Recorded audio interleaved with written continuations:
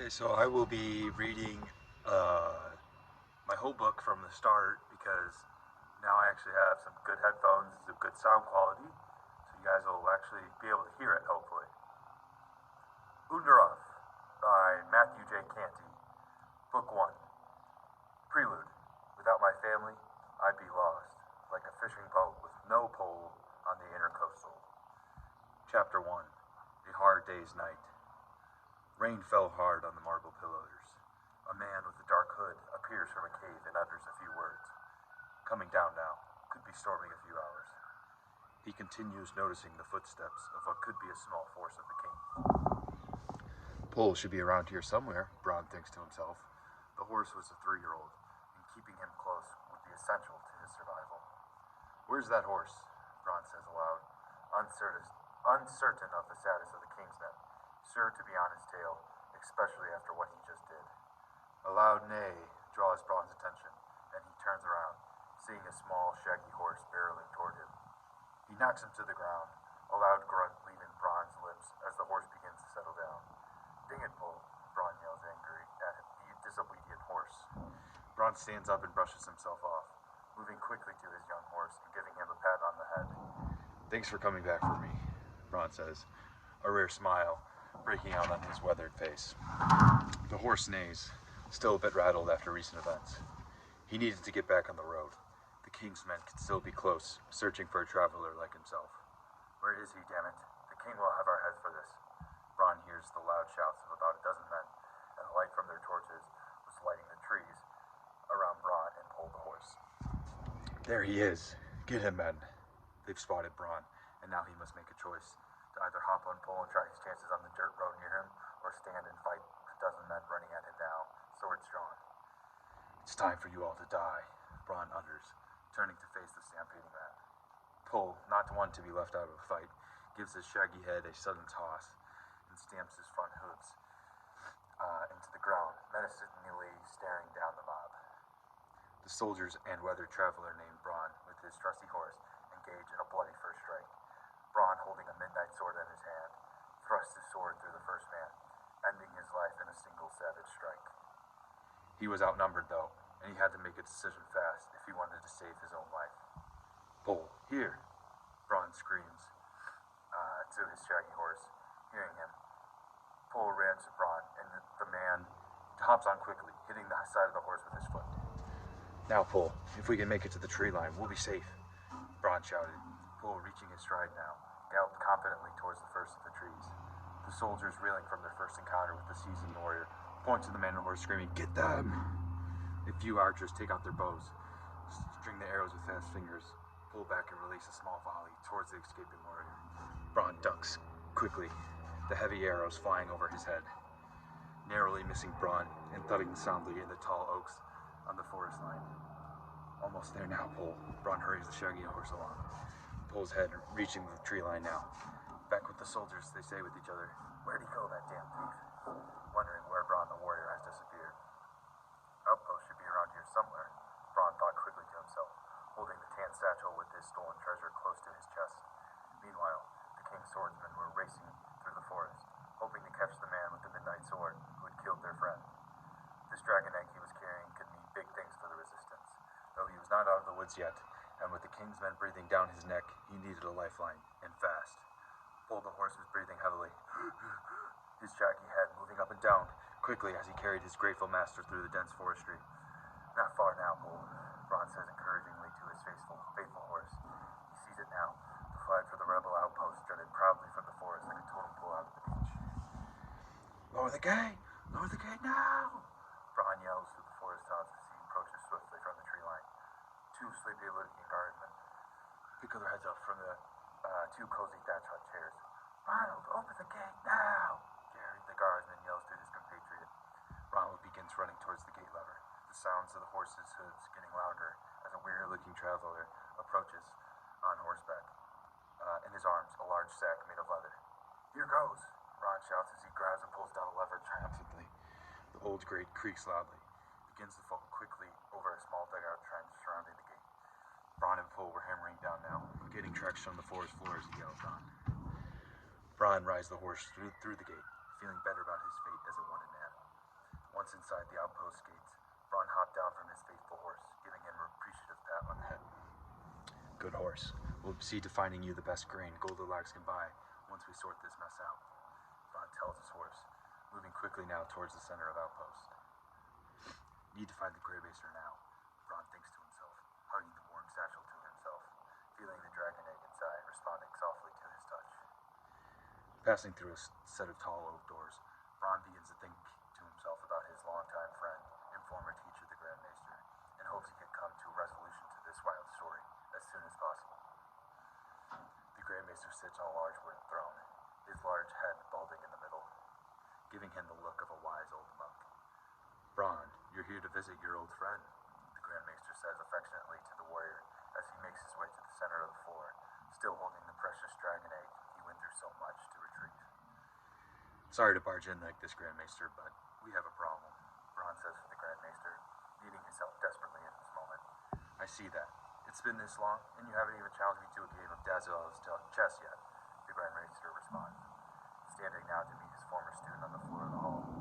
There'll be time for that later, Grandmaster. Right now, we need to deal with this 12 Kingsmen approaching on horseback, Bronn exclaims, the Grandmaster's face changing from content to shock. Chapter 2, The Grandmaster's Hall. Why are they after you? Grandmaster questions his former student, pondering the answer. They're after this, Bronn replies as he takes the satchel off his shoulder, lowering the egg to the ground. Bronn opens the satchel, pulling out a red with purple veins egg, and gently setting it down on the floor of the Grandmaster's hall. The egg almost seemed to give off a small light of its own, and its two occupants were now ablaze in its glow. I have 5, the Grandmaster says, looking around quickly, likely making sure they're not being listened to. I didn't know where else to turn. A prize like this will draw half of Underaf knocking on your door, and I didn't feel like all the publicity today. Bronn replies, certain he needed the Grandmaster's help if he had any hope of surviving this ordeal. 3 loud knocks interrupt the Grandmaster and students' fervent conversation, and the boy's voice yells out, "The Kingsmen are here, coming hard and fast from the south! We need to get moving to the gate now," Bronn yells to his teacher. The Grandmaster raises his arms quickly, placing both his hands on Bronn's shoulders firmly. Bronn, you still have that sword I made for you? He asks his former student, waiting nervously for the answer. Sure do, replies Bronn, midnight the sword glistening with the dark light in the otherwise candlelit room. Good, good. You'll need that if we're to make it out of this alive, the Grandmaster says to Bronn, a faint glimmer of the young man he used to be flickering across his chiseled face.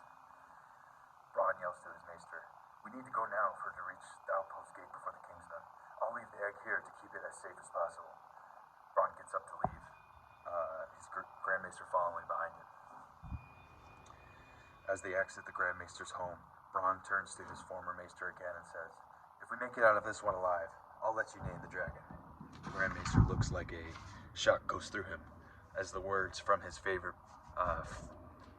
former student hits his ears. The 2 men break out into a run as Pull the Horse gallops alongside them. There you are, Pull. The Grandmaster. There you are, Grandmaster. Hop on with me and we'll rise to the gate. Hold on, I'm just gonna pause for a second while I adjust our son.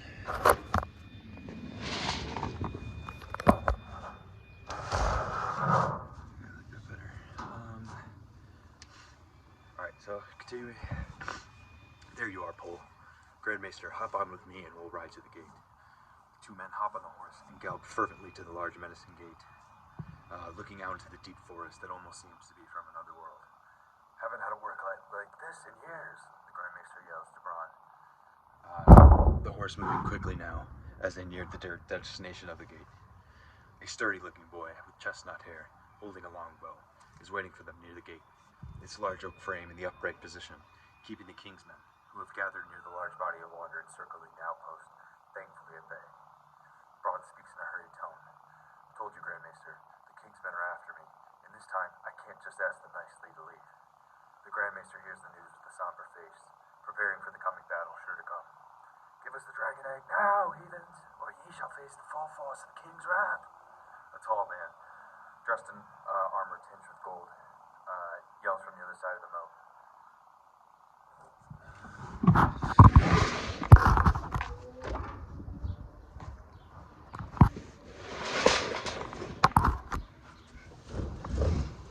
Sorry.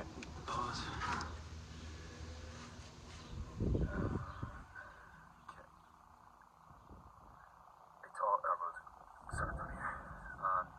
A tall man, dressed in armor tinged with gold, yells from the other side of the moat, leading a group of 11 large men, dressed in similar armor. I'll send you where I sent your damned friend, Bron cries, the Grand Maester and him preparing for what felt like a certain death. The king's men are ready to make their move. The thoughts of their deceased comrade weighed heavy on their hearts. Bron turns to the Grand Maester and says, "About time we cut these king's men down to size." Both hop off and turn to the sturdy boy they encountered earlier to say, "Cover us with a barrage of arrows as best you can." He nods. Now is the time for action. Grandmaester and Bron grab their swords, and Grandmaester uses a magic spell he knows to teleport behind the kingsmen. "Fancy seeing you here," Bron says to Grandmaester as they pop out on the other side. Bron pulls his sword at midnight and stabs one of the men in the back, killing him instantly. "Where's Phil with those he begins to say, when all of a sudden 2 arrows fly through in succession, killing 2 more of the kingsmen. 9 kingsmen left, and Bron turned to Grandmaester, midnight glistening with dark energy beside him. "Bron, we need to move." "Nah," Grandmaester starts to say, before 2 kingsmen begin to attack him, and he uses his emerald sword, Gemini, to parry both their attacks. "You think it will be that easy?" The tall man in the gold-tinged armor roars. "You think it'll be that easy?" The tall man in the gold-tinged armor roars, leaps forward with a blue-tinged sword glistening on his hip. "I hope you know this is for the good of all of Underaf." Excuse me. "I hope you know this is for the good of all of Underaf." Bron shouts to Aaron, remembering their long history in the academy together. "Enough words, let's fight."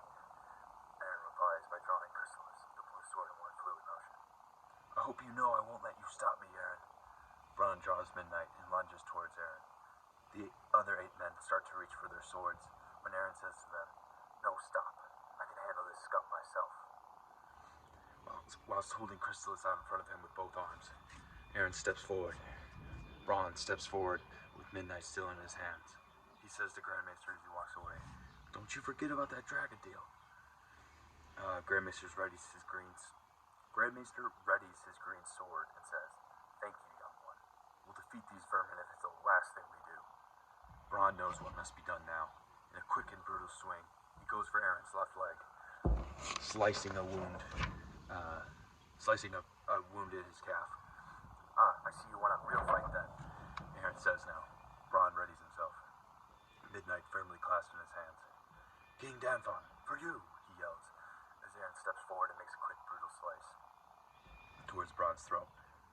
This isn't looking good for Bron, the Grandmaester thinks to himself as he watches from the heavily forested floor nearby. Bron parries the slice, narrowly escaping an early death. "I see you're out for blood today, Aaron," Bron says confidently, thrusting Midnight forward, giving Aaron a deep cut on his left arm. The Grandmaester clutches the green sword and thinks to himself, "Step in, or let Bron take care of this himself." Bron steps forward, readying himself for a serious attack towards Aaron. "Look at you, Aaron begins to say, when a sudden green-colored blast of plasma light flies, hits Aaron in the neck, killing him instantly. Bron stands there with uncertainty. The 8 other men turn to themselves and comically point to the tallest one left and say, "Talk to him. This isn't worth losing our lives over." Vlad the Pale, apparently now the leader of the remaining Kingsmen, nods and says, "I'll talk to them, see if we can't arrange a deal." Vlad walks towards the seasoned warrior and his elderly compatriot and says, "I see you have bested Aaron the Strong in combat. That's mighty impressive of you." Bron stands with confidence, Midnight shining confidently on his hip. "Aye, and I'll beat the likes of your pale folk just the same if you make any sudden moves." Vlad stands back, feigning a hurt expression on his face. "Nothing of the sort, Bron. I am simply here to parlay a deal with you and your compatriot, not to incite any more violence." Then Bron says, "We'll let the rest of you vermin survive if you leave Outpost and never return." Bron says, pointing Midnight directly at Vlad.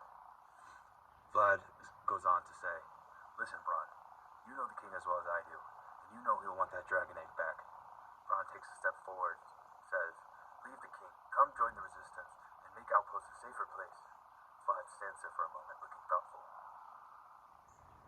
"Fine, we accept your offer. I assume our new lord will be providing a place to stay for the night for his new soldiers. Braun turns to Grandmaster. What do you think, Grandmaster? You take these outsiders in and train them? Grandmaster sits down and says, we need good men for the resistance. Trust your gut here, Braun. Braun turns to Vlad and outstretches his hand. From this day on, your soldiers serving the resistance with the mission to take down King Gadvan. What do you say, Vlad? Vlad stands there, a steely look in his eye. I accept your terms, Braun, and name me Braun the Destroyer. Braun stands there with a cocky grin. Then turns to Grandmaster and says, how about that, Grandmaster? Now we both have a flashy nickname.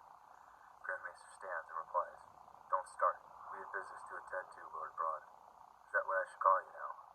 Braun takes a few steps towards Grandmaster and says, sounds good, sir.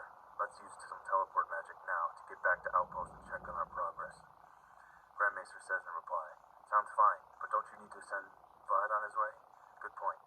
Braun says to Vlad, we need to return to Outpost for now. I expect you and the Legion men to be at Outpost as soon as possible. Vlad stands at attention, giving a quick salute, saying in reply, soldiers will be at the Outpost post-haste, then runs back towards the 7 waiting men, leaving Grandmaster and Braun the Destroyer alone with the corpse of Aaron nearby. His corpse was already beginning to attract flies. Braun says, Grandmaster, let's take Chrysalis for ourselves and make it back to Outpost. Grandmaster nods, readies a teleportation spell, and grabs Chrysalis off Aaron's body. Grandmaster grabs hold of Braun and says to him, ready or not, and teleports them back to the Resistance Outpost. Subtly, Braun and Grandmaster were back at Outpost Gate, and the sight of Pole and Phil were a sight for sore eyes. Fancy seeing you two here. Have I told you of my new title, Braun the Destroyer? Braun says jokingly to his friends. With a turn of his head, Pole looked at Braun affectionately and neighed loudly, running up to Braun and nuzzling his soft fur in Braun's hair. Whoa there, boy. I missed you too. Was Phil taking good care of you? Phil stands up, quickly leaning on his bow and says to him, nice to see you back in one piece. How'd our friends the Kingsmen take to our welcome to Outpost party? Braun stands and says, well enough, I suppose. They're Legion men now, and will be essential to our fight against King Danfon and the Snow White Dragon, Grey Winter. Phil looks Braun in the eyes and says, what about our little mission to King Danfon's castle then? That didn't have anything to do with the 12 Kingsmen breathing down the Outpost neck, does it? Braun replies, listen, Phil, all will be explained in due time. Right now we need to get back to Grandmaster's home as soon as possible. Phil grips his longbow, turns to Pole and says, and you better hop on Pole with the Grandmaster. Phil grips his longbow, says, then you better hop on Pole with the Grandmaster now and get back there. I'll meet you both there. Grandmaster and Braun both hop on Pole, and as they depart towards the center of Outpost and Grandmaster's home, Braun yells back to Phil, you'll see, with my new weapon and the support of the Legion men, King Danfon's days will be numbered. Chapter 3. Hope for the people of Underaf. We're almost there now, Grandmaster, Braun yells as Pole reaches the oak doors of Grandmaster's hall. Best check on that friend of ours, Grandmaster says knowingly, turning to Braun. True, Grandmaster. I think it'll hatch soon, Braun says right back. The pair jumped off Pole and headed into the house where the sight of the egg was a sight for sore eyes after all they'd been through. Grandmaster, did you see it move just now? Braun asks hesitantly. The Grandmaster begins to respond. Not sure, Braun. A stun beam of red light is thrown from a crack in the egg, and the room is suddenly engulfed in red light. Braun cries out, Grandmaster! When all of a sudden the light is gone, and in its place, a small red dragon stands where the egg once lay. Red eggshells surrounding him. Her. The dragon looked around the oak table intrepidly. Dragons learn quickly, Braun. Dragons sure do learn quick, don't they, Braun? Grandmaster says, proudly gazing upon the small red-winged creature. Careful, Grandmaster. We don't know this magic, and there's still much to learn about it. Braun replies, carefully reaching his tan hand out to the sly creature now rubbing its horned face onto the wooden table. The red dragon paws, a small burst of flame bursting from his mouth, in a puff. A small burst of red flame coming from his mouth. Been eons since we've had a dragon tamer.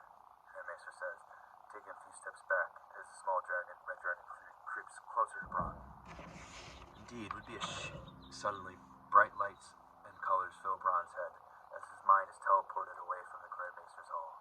His presence is hurled forward through a dark tunnel towards a white light at the end. Chapter 4. Bron's Decision. Bron's breath leaves his body as he lands face first into the water of a darkened room, only adorned with 2 torches at the end. Bron is interrupted as a fledgling dragon bursts into the room with an eruption of red flame. The red-scaled dragon lights down onto the ground of the damp room, cawing and roaring softly as he lets out bright red flames. Where are we? Bron is interrupted as the fledgling launches himself at him, suddenly ending the vision as everything snaps to black. Bron! Bron! The Grandmaster yells at Bron as he rises slowly from the wooden floor of the Grandmaster's Hall. The dragon is still on the table of Grandmaster's Hall, now chasing his tail clockwise, growing ever more restless.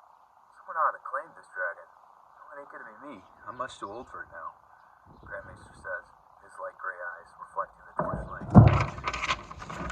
in the halls in the most spectacular fashion. Guess it's gotta be me then, Bron says, slowly, uncertainly rising from the wooden floor and standing on his own 2 feet. He reaches his hand down slowly to the fledgling dragon, who was already raising his nose to Bron's outstretched hand. The red dragon closes the distance, raising his small nose into Bron's tanned hand fondly. Suddenly, a bright white flash of light goes through Bron's mind, and a youthful, friendly tone speaks to him. Hi, Bron. The dragonling speaks. His voice sounded like a babbling brook. The bond between dragon and rider was complete. The red-inked tattoo of a dragon tamer spread all over his left arm. The rose petal design, striking the Grandmaster as a bit odd for a savage tamer tattoo. Our bond, we will have a bond forever, Bristle says. Her voice is very clear in his head. Grandmaster exclaims loudly, "The 5, Bron! You're the first dragon tamer this world has seen in over 1,000 years!" Bron examined his new petal tattoo closely. Now was not the time to admire the handiwork, though, as Bristle, the female dragon, was now stretching her wings on the ancient oak table in Grandmaster's Hall. Bron, this could become an issue. I know we have the King's men on our side now, but there's still plenty of mercenaries and outposts that would kill for the chance at stealing the first newly hatched dragon Underaf has seen in the last eon. Grandmaster, please trust me. I know Bristle hatching and the battle with King's men has been a lot, but please go along with this for now, Bron says. The Grandmaster nods, brushing Bristle's head horns affectionately. The crimson dragon stretching her new wings, breathing out a fresh plume of fire. This one was the largest yet. Bristle takes to the air then. Her red wings, veined with purple, strutted proudly from her scaly sides. A loud knock at the door draws the attention of both men, and they turn towards the door of the hall as a well-dressed man with dark skin confidently walks through the door, placing his sword and shield adorned with a crimson sun by the door. He turns towards the 2 men and begins to address them. What in the 5 is going on in here? Jay says, visibly concerned by the sight of the 2 knights, one of which now has a crimson dragon perched on his broad shoulder. We need to figure some things out right now, before King Danfon catches wind of this and sends us all to his dungeon, Jay says, his voice echoing throughout the Grandmaster's Hall, and his white cloak rustling silently against the ancient wooden floor. The red sun it was adorned with moving along with it. Listen, Jace, Bristle is just hatched, and I'll need some time right now to bond with this dragon before King Danfon catches wind of this and sends us all to his dungeon. Bron rises with his newly hatched dragon, easing some of Jace's fears in that moment. You think King Danfon will just forget so easily this crime you've committed against the kingdom? His wrath will be thorough and merciless, and your bond with Bristle now will hardly matter at all. Jace speaks, speaking in a tone that suggested to Bron that he was not messing around. The Grandmaster, Bron, and Jace gather around the fledgling, wondering the right course of action. The 3 torches in the hall burned brightly. Well, obviously, Bron will take the fledgling. It's clearly already bonded with him, Jace Jace says. Thank you, Jace. Bron says, his rose-patterned dragon tattoo glistening red in the evening hours. Bron, what exactly do you expect to do with Bristle, now that, she's your dragon and you're her tamer? Jace asks, his voice echoing through the Grand Maester's hall. Well, he's mine now, as much as I am, or she's mine now, as much as I am hers, Bron says, as Bristle blows a steady stream of fire now, brightly red-colored. Suddenly, a knock on the hall door, and everyone gathered snaps their heads towards the door. Chapter 5, Sharing is Caring. The horse rider rounded the tree line, emerging into a clearing with a small clearing with a pond in the middle. The brown parcel bag at her side shook softly, and she brushed her autumn red-colored hair out of her face. Quiet, little one, not too far now, she says to the parcel softly, dismounting from her horse and taking a few strides towards the blue pond. Sharon thought back to her days as a young girl. The old forest kingdom of Elpis felt far away now, but she always held a piece of home in her heart. Running through the tall trees with her friends and helping her Surmom retrieve water from the local well. The memories flooded back to her for a moment, leaving her breathless and in need for a minute to think. Not far to the resistance outpost now, Sharon says quietly to herself, aptly mounting the large brown broodmare and giving the tassels a quick but hard snap. Sharon trotted the horse through the dense forest, hearing birds and vermin rustle around her. The red flag of outpost flew proudly above the forest top, and a wave of relief passed over Sharon as she pulled the broodmare towards the main gate. "Halt, state your business," a gruff voice yelled out from a small thatch hut next to the main gate. "Delivery for the resistance," Sharon replies. "Enter, but follow the law," the man in the hut tells Sharon as she enters the outpost. Strange sounds and smells to an elf greeted her as she entered outpost. Her broodmare followed behind patiently. "Need to find Grand Maester," Sharon whispered to herself. "Need to find Grand Maester," Sharon whispered to herself, noticing the sharp gazes towards her direction from the stall merchants, whom were working tirelessly away, setting up food in their baskets to sell for that day. Grand Maester's hall was just up ahead. The oak and maple hall was sticking out amongst the more modest wooden structures surrounding it. As she approached the hall, she was reminded of the years she spent at outpost with the Grand Maester, studying tomes of the ancient days when dragons roamed the skies freely and peace ruled the land. Before King Danfon seized power, plunging the entire of Underaf into chaos, Sharon grabbed the dragon head pommel on the oaken door and banged it loudly 3 times. Knock, knock, knock. Within seconds, her old Grand Maester appeared, gray wispy hair and all. "Sharon!" he exclaimed, the long graying eyebrows jumping to the top of his forehead in an expression that took some years off his face. Nice to see you too, Grand Maester," Sharon replied, brushing past her old Grand Maester and entering the well-lit hall. She was greeted by the sight of a tall, handsome stranger, a stocky man from Estrika, and more astonishingly, a baby dragon, dyed crimson as blood, with thin purple veins creeping across her wings. "Grand Maester, who is this?" the tall stranger asked, instinctively reaching towards the small dragon on the table, as if to shield it from her view. "Bron, meet Sharon. Sharon, this is another apprentice of mine named Bron. I'm sure you two will become fast friends," Grand Maester says jovially, unaware of some of the awkwardness in the room, tugging at the wiry mustache on his lip. "Jace, this is Sharon. Sharon, meet Jace, chief of the kingdom of Estrika, and currently a missionary from there." Jace gives a quick head nod as a greeting. "Grand Maester, are you sure it's a good idea she's here?" "That," Bron says, instinctively guarding Bristle with his body. "Yes, Bron, we can trust her. Believe me, I know there are plenty of enemies in the kingdom, but Sharon is an elf I know we can trust." Grand Maester quickly cuts Bron off, leaving his former student with a disgruntled look on his face. Bron and Jace, was it? Yes, you may trust me. More importantly, I have something you both should see."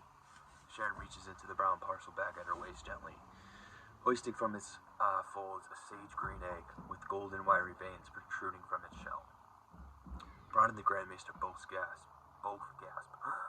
Grand Maester clutching the wooden necklace around his neck